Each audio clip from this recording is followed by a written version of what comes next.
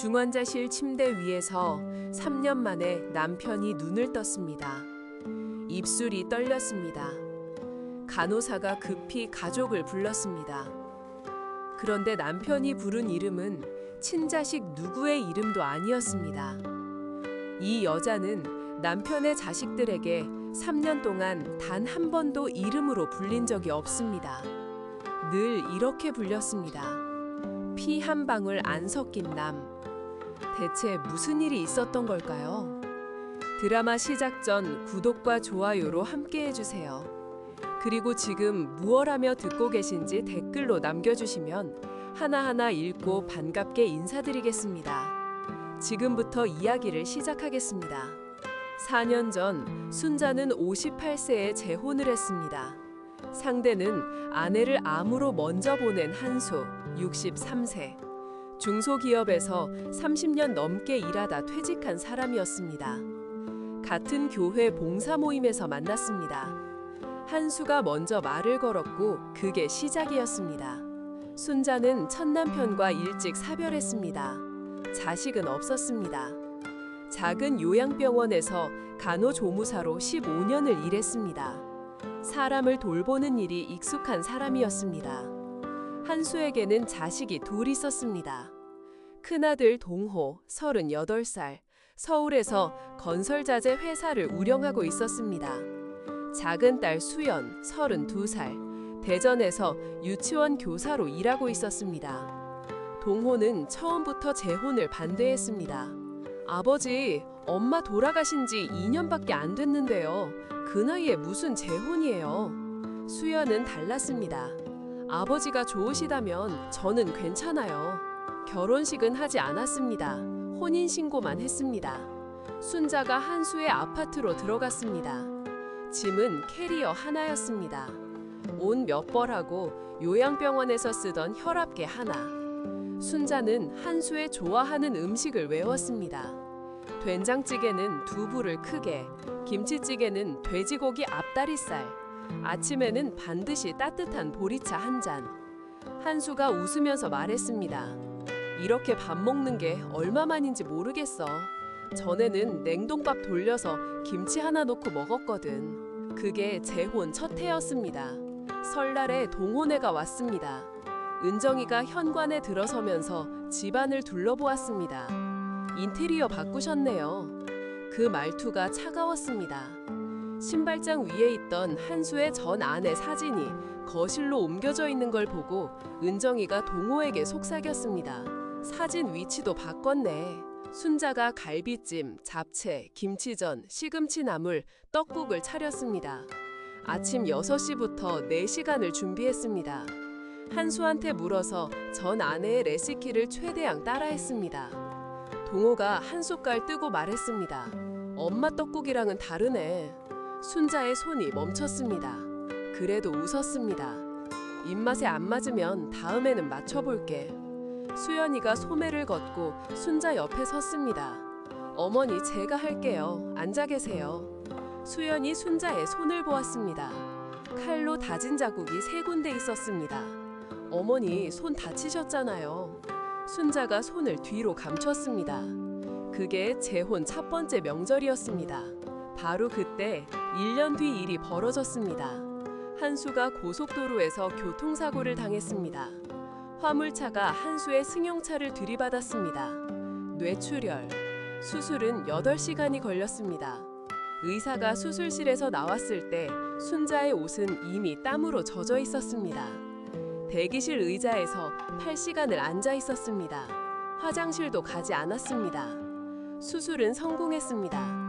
하지만 의식이 돌아오지 않았습니다. 의사가 말했습니다. 뇌 손상이 광범위합니다.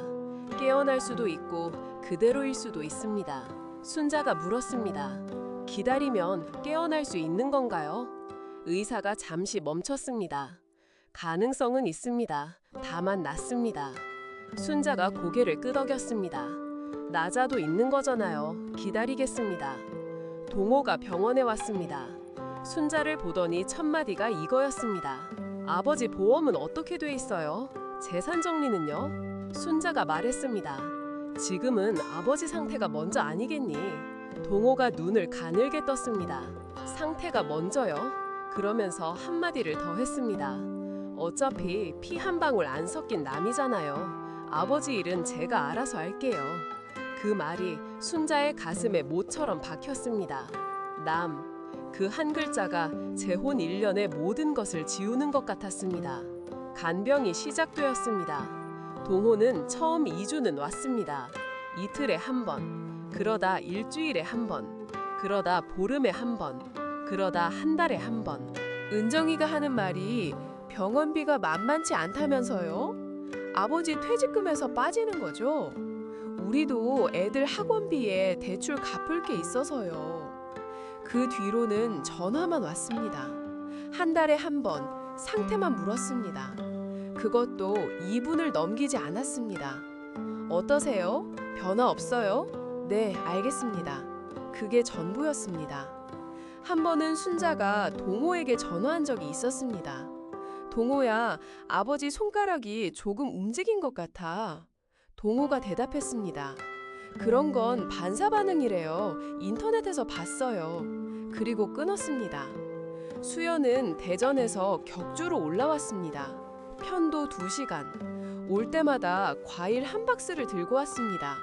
순자에게 핸드크림 하나를 사왔습니다. 어머니, 손이 많이 거칠어지셨어요. 이거 바르세요. 어머니, 오늘은 제가 있을 테니 잠깐 나가서 바람 쐬세요. 커피라도 한 잔 드시고 오세요. 제가 아버지 곁에 있을게요. 하지만 수연도 매번 올 순 없었습니다. 유치원 행사, 학부모 상담, 수업 준비. 미안해요, 어머니. 이번 주는 못 갈 것 같아요. 순자는 매번 같은 대답을 했습니다. 괜찮아, 수연아. 어머니가 있으니까 걱정 마. 결국 매일 병실에 남는 사람은 순자 한 명이었습니다. 새벽 5시에 일어났습니다. 접이식 간이 침대에서 몸을 일으키면 허리가 먼저 아팠습니다. 파스 냄새가 났습니다. 어제 붙인 파스 위에 오늘 파스를 또 붙였습니다. 한 수에 기저귀를 갈았습니다. 손에 비닐 장갑을 끼고 한 수에 허리를 들어 올렸습니다. 63kg.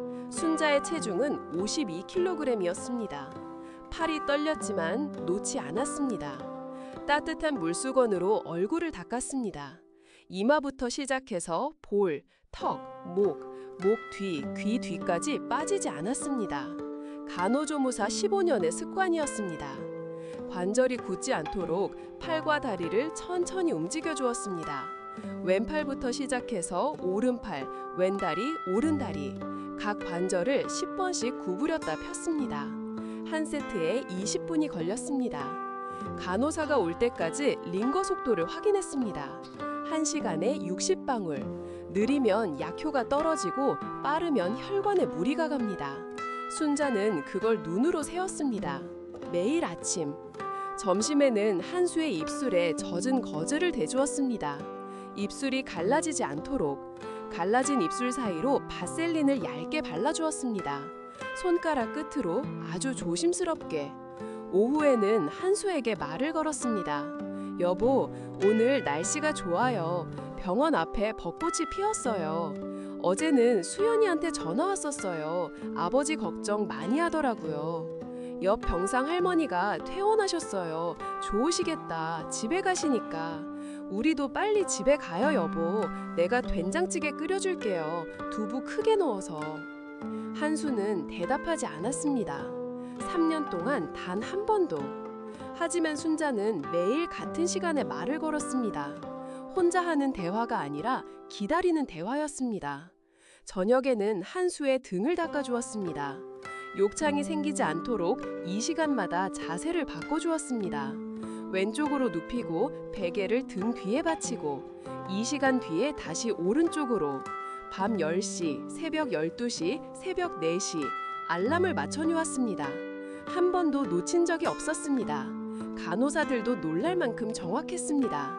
순자는 접이식 간이 침대에서 잤습니다. 제대로 된 잠은 한 번도 자본 적이 없었습니다. 2시간마다 깨니까요. 병원 복도 끝 자판기 옆 의자에서 점심을 먹었습니다. 삼각김밥 하나, 커피 하나. 하루 식비는 3,000원을 넘기지 않았습니다. 한수의 기저귀 한 팩이 28,000원이었습니다. 물수건 한 박스가 15,000원이었습니다. 바셀린, 파스, 비닐 장갑. 한 달에 순자가 한수에게 쓰는 돈이 40만 원이었습니다. 자기 밥은 줄여도 한수의 기저귀와 물수건은 줄이지 않았습니다. 밤에는 한수의 손을 잡고 말했습니다. 여보, 내일도 올 거예요. 걱정 마세요. 당신이 눈 뜨는 날까지 나는 여기 있을 거예요. 1095일, 한 번도 빠지지 않았습니다. 한 번은 새벽 3시에 한수의 체온이 올랐습니다. 38도 5분, 순자가 간호사를 불렀습니다. 해열제를 마치고 이마에 찬수건을 올렸습니다. 30분마다 체온을 재었습니다. 새벽 6시에 37도로 내려갔습니다. 간호사가 말했습니다. 보호자분이 빨리 발견하셔서 다행이에요. 늦었으면 큰일 날 뻔했어요. 순자는 대답 대신 한수의 이마를 닦아주었습니다. 순자의 머리카락에는 흰 것이 부쩍 늘었습니다. 거울을 볼 시간도 없었습니다. 추석이 돌아왔습니다. 동혼에는 오지 않았습니다. 전화 한 통 왔습니다. 올해는 은정이 친정에 가기로 했어요. 아버지한테 말씀 좀 전해주세요. 순자가 말했습니다. 아버지가 듣고 계실 수도 있어. 직접 전화해줄 수 있겠니?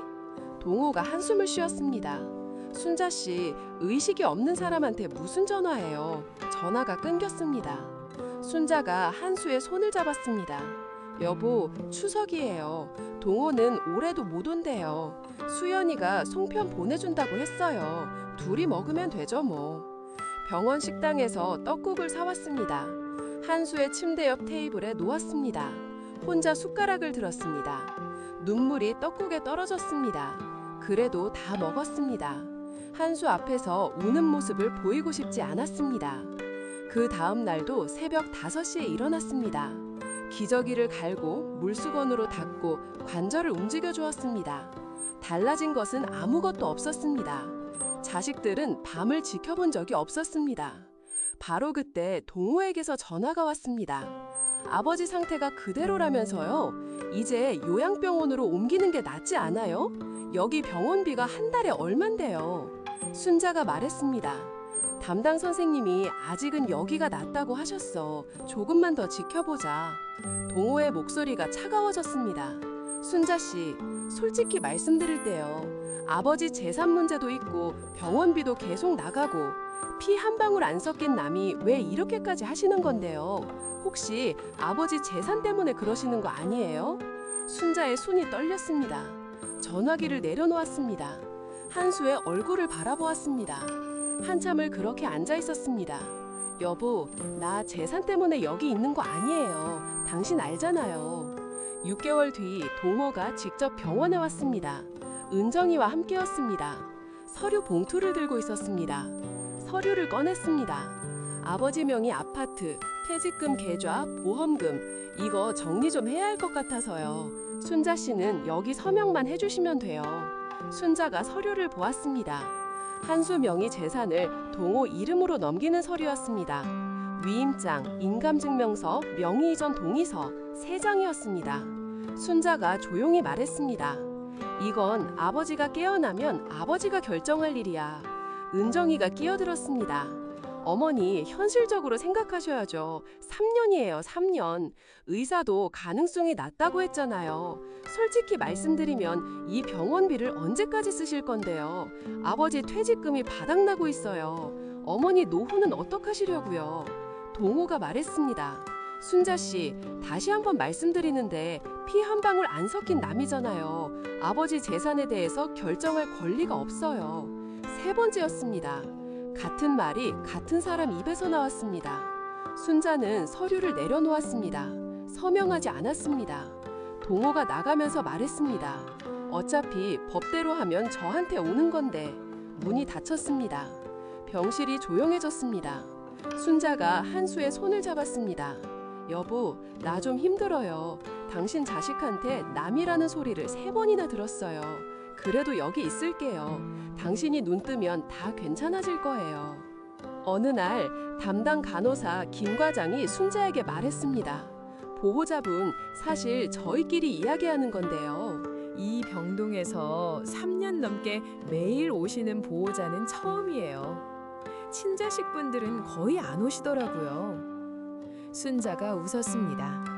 자식들도 바쁘니까요. 김 과장이 고개를 저었습니다. 아니에요. 바쁜 거하고 안 오는 거하고는 달라요. 보호자분이 안 계셨으면 이 환자분 벌써 요양원 가셨을 거예요. 아니, 솔직히 말씀드리면요. 이 병동에서 혼수 환자분 중에 보호자가 매일 오시는 분이 없어요. 보통은 일주일에 한두 번 오시다가 석 달 지나면 한 달에 한 번이에요.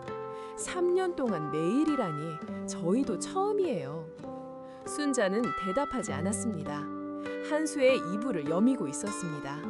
김 과장이 한마디를 더 했습니다. 보호자분 건강도 챙기셔야 해요. 요즘 얼굴색이 많이 안 좋으세요. 순자가 고개를 끄덕였습니다. 고마워요, 과장님. 사실 순자의 몸도 한계에 가까웠습니다. 손목에 파스를 2겹으로 붙이고 다녔습니다. 한수를 들어 올릴 때마다 허리에서 소리가 났습니다. 병원 복도에서 어지러워서 벽을 짚은 적이 2번 있었습니다. 한 번은 간호사가 달려와서 부축해줬습니다. 보호자분 쓰러지시면 안 돼요. 누가 환자분을 돌봐요. 그 말에 순자가 다시 일어섰습니다. 아무에게도 말하지 않았습니다. 내가 쓰러지면 이 사람은 누가 돌보나. 그 생각 하나만이 순자를 버티게 했습니다. 한 달 뒤 병원에서 연락이 왔습니다. 보호자분 병원으로 와주세요. 환자분 상태에 변화가 있습니다. 순자의 심장이 멈추는 것 같았습니다. 택시를 타고 달려갔습니다. 병실 앞에 의사가 서 있었습니다. 뇌파에 변화가 나타나고 있습니다. 아직 확실하지는 않지만 의식이 돌아올 가능성이 있습니다. 순자의 무릎이 풀렸습니다. 여보, 기다린 보람이 있을지도 모르겠어요. 동호에게 전화했습니다. 동호야, 아버지한테 변화가 생겼대. 병원에 좀 와줄 수 있겠니? 동호의 대답은 짧았습니다. 이번 주는 좀 바빠서요. 변화가 있으면 연락 주세요. 수연에게도 전화했습니다. 수연이가 울었습니다. 어머니, 저 내일 바로 올라갈게요. 3일 뒤 한수의 손가락이 움직였습니다. 순자가 한수의 손을 잡고 있을 때였습니다. 한수의 검지가 순자의 손바닥을 긁었습니다. 아주 약하게. 순자가 소리쳤습니다. 간호사님, 간호사님! 의료진이 달려왔습니다. 한수의 눈꺼풀이 떨렸습니다. 그리고 천천히, 아주 천천히 눈이 열렸습니다. 3년 만이었습니다. 한수의 입술이 움직였습니다. 소리가 나오지 않았습니다. 의사가 물을 적신 거즈를 입술에 대주었습니다. 한수가 다시 입을 열었습니다. 이번에는 소리가 났습니다. 아주 작은 갈라진 목소리로 여보, 고생했어. 순자가 무너졌습니다. 한수의 손을 잡은 채로 고개를 숙이고 울었습니다. 3년 동안 참았던 것이 한꺼번에 쏟아졌습니다. 김 과장도 눈시울이 붉어졌습니다. 한수가 또 말했습니다. 순자야, 너밖에 없었어. 나는 단 한 번도 이 사람을 남이라고 생각한 적 없어. 병실 문 밖에서 수연이 서 있었습니다. 2 손으로 입을 막고 울고 있었습니다. 동호에게 연락이 갔습니다. 아버지가 깨어나셨습니다. 동호가 그날 저녁에 왔습니다. 은정이와 함께 병실 문을 열었습니다. 한수가 침대에 기대어 앉아 있었습니다. 눈이 떠져 있었습니다. 옆에는 순자가 앉아 있었습니다. 동호가 말했습니다. 아버지, 저 동호예요. 한수가 동호를 보았습니다. 한참을 보았습니다. 그리고 말했습니다. 동호야, 네가 이 사람한테 뭐라고 했는지 나는 다 알고 있어. 동호의 얼굴이 굳었습니다. 한수가 말을 이었습니다. 의식은 없었지만 소리는 들렸어. 다 들었어. 피 한 방울 안 섞인 남이라고 했지. 재산 서류 가져와서 서명하라고 했지. 동호의 입이 열렸다 닫혔습니다. 아무 말도 나오지 않았습니다. 한수가 순자를 보았습니다. 이 사람이 3년 동안 매일 새벽 5시에 일어나서 나를 닦아줬어. 링거 확인하고 관절 움직여주고 삼각김밥 하나로 하루를 버티면서 한수의 눈에 물이 고였습니다. 3년을 지켜본 사람이 남이야? 피가 뭐가 중요해? 매일 옆에 있어준 사람이 가족이야. 동호가 고개를 숙였습니다. 은정이가 뒤로 한 발 물러섰습니다. 그때 수연이 말했습니다. 오빠, 나는 격주로밖에 못 왔어. 오빠는 3년 동안 몇 번 왔어? 동호가 대답하지 못했습니다. 수연이 말을 이었습니다. 어머니가 아니었으면 아버지는 벌써 요양원에 가셨을 거야. 아니, 그보다 더 나빴을 수도 있어. 김 과장이 조용히 말했습니다. 제가 확인해 드릴 수 있습니다. 이 병동에서 3년간 하루도 빠지지 않은 보호자는 이분이 유일합니다. 간병 기록이 다 남아 있습니다. 순자가 처음으로 입을 열었습니다. 3년 동안 한 번도 하지 않았던 말을 3년간 제가 지켰습니다. 기록 다 있습니다. 새벽 5시에 기저귀 갈고 관절 운동시키고 링거 확인하고 이 시간마다 자세 바꿔드리고 입술에 거지 대드리고 제가 남이라면 남이 왜 이걸 합니까? 병실이 조용해졌습니다. 동호가 무릎이 꺾이듯 의자에 두저앉았습니다. 은정이가 동호의 팔을 잡았지만 동호는 고개를 들지 못했습니다. 한참 뒤에 동호가 말했습니다. 죄송합니다. 목소리가 갈라져 있었습니다. 순자가 동호를 보았습니다. 미워한 적은 없어. 다만 서운했어. 한수는 재활을 시작했습니다. 걷는 연습부터. 순자가 옆에서 팔을 잡아주었습니다. 한 발, 한 발. 복도 끝까지 가는데 30분이 걸렸습니다. 순자는 그 30분을 매일 함께 걸었습니다. 동호가 주말마다 오기 시작했습니다. 처음에는 어색했습니다. 병실 한쪽에 서서 아버지를 바라보기만 했습니다. 어느 날 동호가 순자에게 말했습니다. 어머니, 순자가 멈췄습니다. 3년 만에 처음 듣는 호칭이었습니다. 동호가 말을 이었습니다. 제가 어머니한테 많이 못되게 했습니다. 순자가 고개를 저었습니다. 됐어. 이제부터 잘하면 돼. 완벽한 화해는 아니었습니다. 동호는 여전히 어색했고 은정이는 여전히 말이 적었습니다. 하지만 달라진 게 하나 있었습니다. 동호가 더 이상 순자를 순자씨라고 부르지 않았습니다. 어머니라고 불렀습니다. 한수가 재활치료실에서 순자의 손을 잡았습니다. 여보, 고마워. 내가 깨어난 건 약 때문이 아니야. 네가 매일 와줬으니까 깨어난 거야. 순자가 웃었습니다. 여보, 나도요. 당신이 깨어나길 기다린 게 내 인생에서 가장 긴 기다림이었어요. 그래도 기다린 보람이 있었어요. 피보다 오래 남는 건 결국 사람이었습니다. 가족이란 같은 피가 흐르는 사이가 아니라 가장 힘든 시간을 함께 버텨준 사이를 말하는 것인지도 모릅니다. 여러분의 곁에도 피 한 방울 안 섞었지만 누구보다 가까운 사람이 있을지 모릅니다. 구독과 좋아요 그리고 알림 설정까지 해두시면 새로운 이야기를 가장 먼저 만나보실 수 있습니다. 오늘도 따뜻한 하루 되세요. 감사합니다.